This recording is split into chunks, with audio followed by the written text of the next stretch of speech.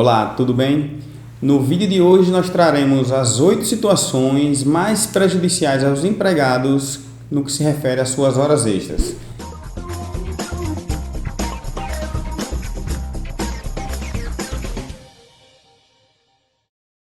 Situação número 1. O empregador determina que o empregado registre o encerramento da sua jornada, mas efetivamente ele continua trabalhando. Então, o empregado registrou, por exemplo, às 18 horas como término da sua jornada, mas ele efetivamente não terminou às 18, continuou trabalhando. Só que se ele trabalhou ali por mais 1 ou 2 horas, essas horas não serão registradas. E aí o empregado terá esse prejuízo. Isso porque o empregador jamais vai pagar essas horas extras, afinal de contas não foram registradas.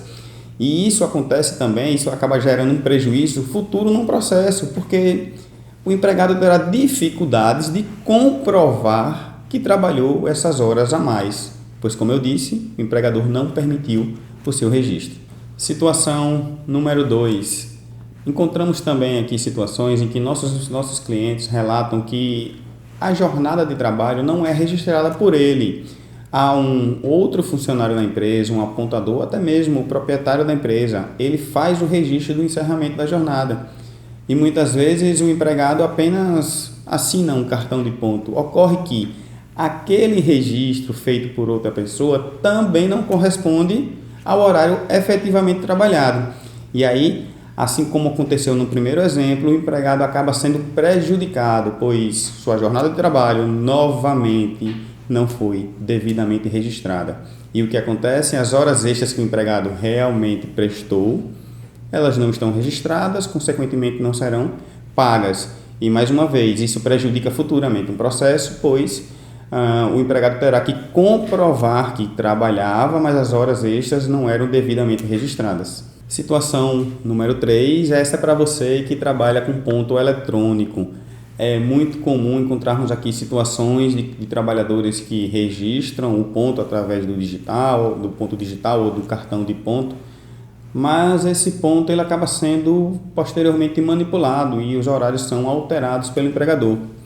É muito comum relatos também de situações em que a máquina que registra o ponto está quebrada, está desligada, ou então falta papel para que isso impede com que aquele papelzinho seja impresso e você tenha uma prova do efetivo horário de encerramento. Então, nessas situações, os nossos clientes muitas vezes relatam que o ponto ao final do mês, aquele espelho que a empresa entrega para o empregado assinar, ele vem com registros que não correspondem aos que foram efetivamente trabalhados. E aí seguimos a lógica já tratada aqui. O empregado não recebe as horas extras e também ele acaba tendo dificuldades no processo trabalhista para comprovar que o ponto não corresponde, o horário registrado no ponto não corresponde ao efetivamente trabalhado. Situação número 4. Há situações também que os nossos clientes relatam para nós aqui, nós vivenciamos isso nos processos, em que ele trabalha 1, 2, 3, 4, 5 meses e somente após esse período o empregador entrega 1, 2, 3, 4, 5 folhas de ponto para que ele preencha os horários dos meses de forma retroativa. Ocorre que a dinâmica do trabalho ela acaba gerando horários de entrada, de início, fim de intervalo, final de jornada variáveis e o empregado obviamente não vai ter como lembrar quais foram os registros naquele período. Isso também traz um prejuízo, afinal de contas, o horário real acaba não sendo devidamente registrado e os prejuízos são os mesmos já mencionados aqui anteriormente. Situação número 5, essa também é muito comum, mas antes queria que você comentasse se você já passou por alguma dessas situações que narramos anteriormente ou se já aconteceu com você essa quinta situação. Essa é muito simples, muito direta. O empregador, ele determina que o empregado não registre a jornada real. Ele diz qual é a jornada que tem que ser registrada. Geralmente é aquele conhecido horário comercial de 8 às 18, de segunda a sexta, com 2 horas de intervalo, e aos sábados das 8 horas às 12 horas. Ou seja, 8 horas diárias, 44 semanais, não tem horas extras. Mas o empregado efetivamente não trabalhou essas horas e não pode registrar por uma determinação do seu empregador. os prejuízos são claros, as horas extras não são registradas e o empregado acaba tendo dificuldades futuramente de comprovar isso no processo. Situação número 6, eu diria que essa, num processo judicial, acaba gerando uma dificuldade um pouco maior do que as outras, mas como veremos ao final do vídeo, nem tudo está perdido e sempre é possível reverter toda essa situação. Aguarde. Bom, a 6ª situação, ela trata da seguinte hipótese.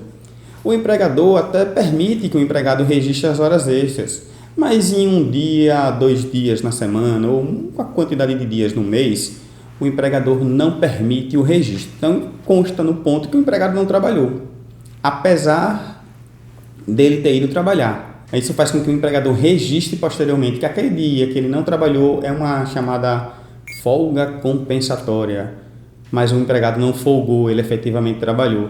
E aí ele faz um ajuste, uma compensação de jornada. Então, aquelas horas extras que ele deixou registrar, elas não serão pagas, porque no sistema de compensação, entre aspas, porque não existe compensação nesse caso, o empregado vai ter diminuído, reduzido da sua quantidade de horas extras, essas horas do dia que ele faltou.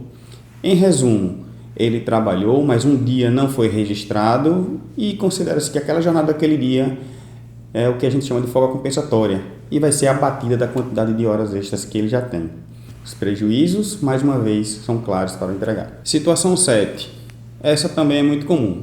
O empregador determina que o empregado refaça ao ponto.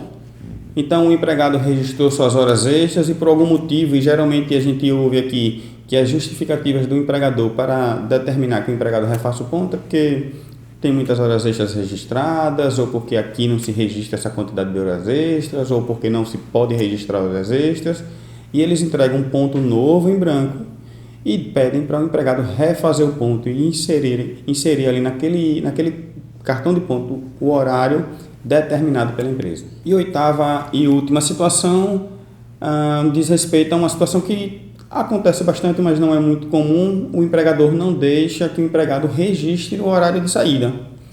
E aí, posteriormente, o empregado fez horas extras, mas como ele não registrou a saída, o empregador posteriormente insere ali um horário que ele deseja colocar, ou então ele simplesmente, acontece muito nos pontos eletrônicos, fazem constar ali um asterisco e o sistema considera a jornada contratual, ou seja, a jornada que, em tese, o empregado deveria cumprir sem o registro de horas extras. Então, vamos supor que seja um horário comercial. O empregador não permite que o empregado registre a saída. O empregado trabalhou até as 20 horas, mas como não bateu o ponto, o sistema poderá considerar que ele encerrou às 18. E, novamente, nós temos os mesmos prejuízos.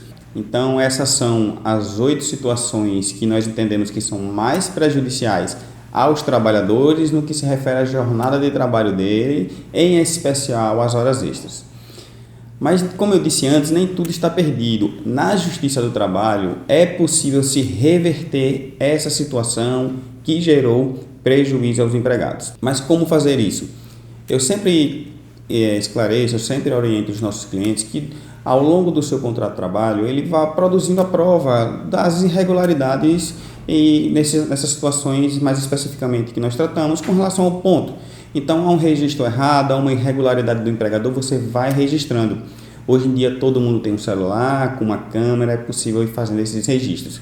Mas isso, eu diria que não é tão essencial. Se possível isso acontecer, ótimo, mas isso não é tão essencial num processo judicial.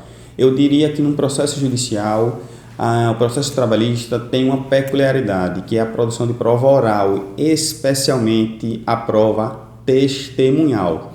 Mas existe uma coisa, muitas vezes nossos clientes perdem o contato da testemunha, e sobre como você escolher a testemunha, nós já temos um vídeo aqui no nosso canal que fala especificamente, que traz orientações para que vocês saibam como escolher sua testemunha.